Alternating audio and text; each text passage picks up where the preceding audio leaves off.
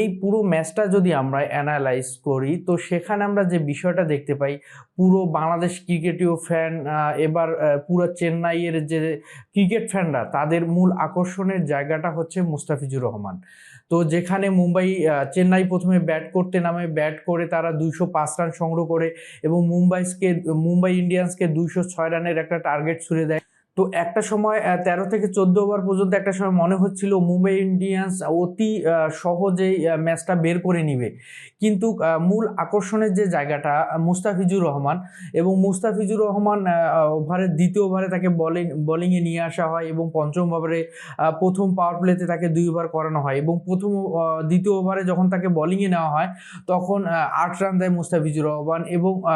যখন পঞ্চম ওভারে তাকে আবারও বোলিংয়ে নেওয়া হয়, ধোনি যখন তাকে বোলিংয়ে নিয়ে আসে